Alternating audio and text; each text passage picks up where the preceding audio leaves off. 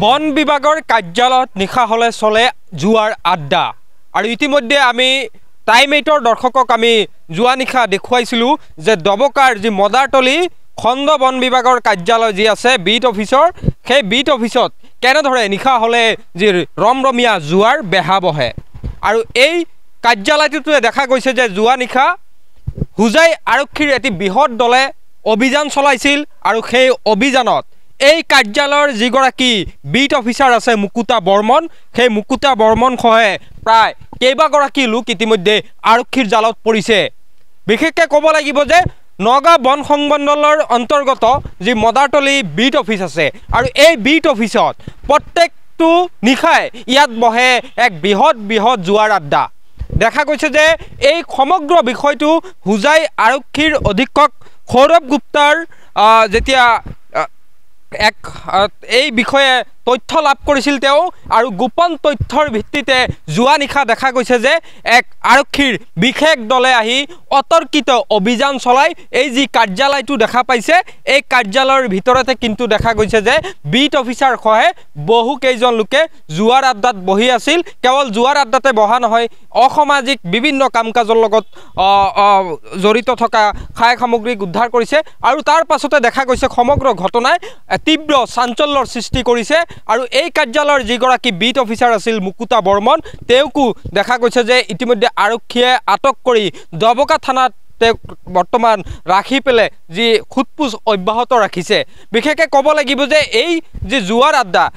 এটা বন বিভাগৰ কাৰ্যালয় আৰু এই কাৰ্যালয়ত বন বিভাগৰ কাম কাজ হ'ব লাগিছিল নিশা হলে যি বন বিভাগৰ কৰ্মীসকল আছিল বিট অফিচাৰগৰাকী আছিল তেওঁলোকে কিন্তু বিভিন্ন ধৰণৰ অভিযানত তেওঁলোক সক্ৰিয় থাকিব লাগিছিল কিন্তু তাৰ বিপৰীতে দেখা গৈছে যে তেওঁলোকে জুৱাৰ আড্ডালৈ ইয়াত এনেধৰে দেখা গৈছে এক প্ৰকাৰ ক'ব গ'লে যি জুৱাৰ ৰমৰমীয়া বেহা চলাইছিল এই কাৰ্যালয়তে কিয়নো বন বিভাগৰ কৰ্মী বিট অফিচাৰ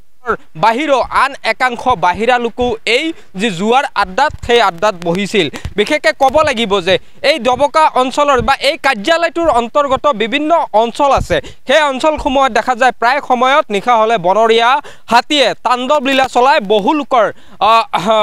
যি খায় সামগ্ৰীক বিনষ্ট কৰে ঘৰ দুৱাৰ কৃষি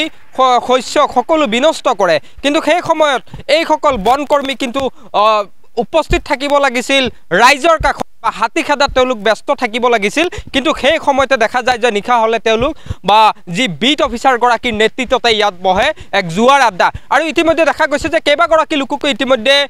দবকা আৰক্ষী আৰু হুজাই আৰক্ষীৰ অধীক্ষক সৌৰভ গুপ্তাই যি তেওঁৰ গোপন তথ্যৰ ভিত্তিত চলোৱা অভিযানত ইতিমধ্যে কেইবাজনকো ইতিমধ্যে পুলিচে আৰক্ষীয়ে গ্ৰেপ্তাৰ কৰিছে আটক কৰিছে আৰু আটক কৰি তেওঁলোকক খুটপুছ অব্যাহত ৰাখিছে যদিও হয়তো তেওঁলোকক কিছু সময় আগতে হয়তো গ্ৰেপ্তাৰ কৰা হৈছে আৰু ইতিমধ্যে সমগ্ৰ ঘটনালৈ তীব্ৰ প্ৰতিক্ৰিয়া সৃষ্টি হৈছে সচেতন মহলৰ মাজত আৰু এই ঘটনা বা এই দৃশ্য আমি এক্সক্লুসিভলি দেখুৱাইছিলোঁ যোৱাটো নিশা টাইম 8ত আৰু ইয়াৰ পাছতে ইতিমধ্যে বন বিভাগৰ এনেধৰণৰ কৰ্মকাণ্ডক লৈ কিন্তু বৰ্তমান দেখা গৈছে প্ৰশ্ন সৃষ্টি হৈছে বা প্ৰশ্ন উদয় হৈছে আৰু সমগ্ৰ ঘটনাৰ যে এই অঞ্চল বা দবকা অঞ্চলৰ যি সচেতন ৰাইজ আছে তেওঁলোকে ইতিমধ্যে আৰক্ষীক আহ্বান জনাইছে যে এই সমগ্ৰ ঘটনাৰ এটা তদন্ত হ'ব লাগে আৰু এই চক্ৰটোৰ কেইবাজনো লোক ইতিমধ্যে পলায়ন কৰিছে বুলি ইতিমধ্যে জানিব পৰা গৈছে সেই সকলোকো আটক কৰিব লাগে আটক কৰি আৰু এই যি বিশৃংখলা বা এনেধৰণৰ অসামাজিক কাম কাজ চলি থাকে সেইখিনি কিন্তু বন্ধ কৰিবলৈ ইতিমধ্যে সচেতন মহলে দাবী জনাইছে।